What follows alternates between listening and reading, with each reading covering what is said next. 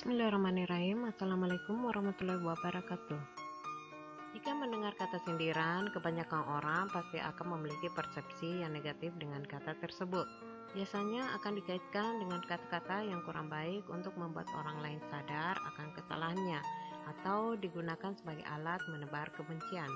Tetapi, tahukah kamu bahwa dalam pembicaraan kadangkala kita butuh mengungkapkan kalimat sindiran dan tidak boleh terang-terangan. Bahkan larangan untuk terang-terangan tersebut ada kalanya datang dari syariat, seperti terang-terangan dalam melamar wanita yang masih dalam masa iddah karena ditinggal mati oleh suaminya. Berikut beberapa contoh kasus di mana orang diperintahkan untuk menggunakan kata-kata sindiran. Dikutip dari buku fikih Akhlak karya Syekh Mustafa Al-Adawi. Yang pertama, sindiran untuk menikahi wanita yang masih dalam masa iddah. Sebagaimana diketahui bahwa seorang wanita yang meninggal mati oleh suaminya tak boleh dilamar secara terang-terangan selama dia masih dalam masa iddah. Tapi diperbolehkan bagi seseorang untuk menyindir dan menunjukkan isyarat bahwa dirinya berkenan untuk menikahi wanita tersebut. Allah berfirman, tidak ada dosa bagi kalian dalam sindiran yang kalian lakukan, seperti melamar para wanita atau kalian simpan perasaan itu dalam hati. Allah mengetahui bahwa kalian akan menyebutkannya kepada para wanita. Akan tetapi, jangan kalian menjanjikan nikah dengan mereka secara sembunyi-sembunyi, kecuali kalian mengatakan ucapan yang baik. Dalam Al-Muwatta, Malik meriwayatkan bahwa Qasim mengatakan firman tersebut maksudnya adalah seorang laki-laki berkata kepada seorang wanita yang masih dalam masa iddah karena ditinggal mati oleh suaminya, "Engkau mulia bagiku, aku ada rasa senang padamu, semoga Allah memberimu rezeki yang baik." Dan kata-kata yang lain yang merupakan ungkapan kehendak melamarnya. Yang kedua, sindiran Aisyah tentang keutamaan dirinya. Aisyah radhiyallahu anha berkata, "Wahai Rasulullah, bagaimana pandanganmu jika engkau masuk dalam sebuah lembah yang di dalamnya ada tanaman yang sudah dimakan dan yang belum dimakan?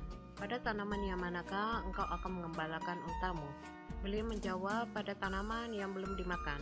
Aisyah bermaksud mengatakan bahwa istri-istri Rasulullah hanya dirinya yang perawan ketika dinikahi.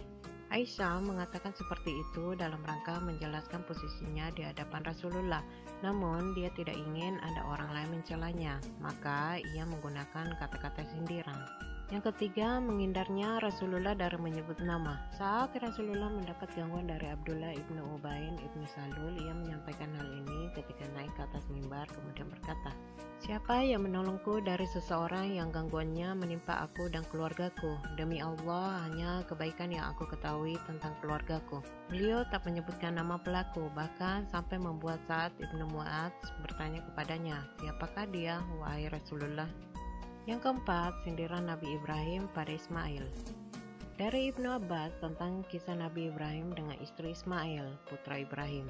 Setelah Ismail menikah, Ibrahim datang untuk menjenguknya. Saat itu Ismail tidak ada di rumah. Ibrahim menanyakan keadaan Ismail pada istrinya. Istri Ismail menjawab, "Kami hidup dalam kesulitan." Ia mengadu pada Ibrahim. Kemudian Nabi Ibrahim berkata pada mantunya, "Jika suamimu datang, sampaikan salamku kepadanya dan perintahkan dia untuk mengganti daun pintunya." Ketika Ismail datang, dia seolah merasakan sesuatu dan bertanya pada sang istri, "Apakah ada orang yang datang ke rumah kita?" Istri menjawab, "Ya, tadi ada seorang tua yang datang dan ia begini dan begitu. Dia bertanya tentang engkau, maka aku ceritakan kepadanya. Dia juga bertanya tentang kehidupan kita dan aku menjawab bahwa kehidupan kita sudah dan berat." Ismail bertanya lagi, "Apakah dia menitipkan pesan untukku?" Istrinya menjawab, "Ya, dia memerintahkan kepadaku untuk menyampaikan salam kepadamu dan memintamu untuk mengganti daun pintumu." Ismail melanjutkan, "Dialah ayahku, dia memerintahkan aku untuk menceraikanmu." Dan yang kelima, sindiran Ummu Darda. Dari Abu Juhaifah, Rasulullah mempersaudarakan Salman dengan Abu Darda.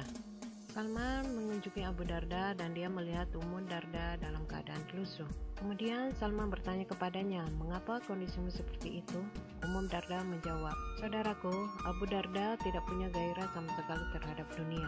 Saat ditanya, Ummu Darda menjawab dengan jawaban yang baik keluar dalam hatinya. Kalimat yang digunakan adalah untuk memuji suaminya yang tidak menyetubuhinya dan tidak menaruh perhatian pada penampilannya itu dengan model jawaban yang sangat beretika. Semoga video ini bermanfaat. Terima kasih sudah menyimak. Sampai jumpa di video selanjutnya. Wassalamualaikum warahmatullahi wabarakatuh.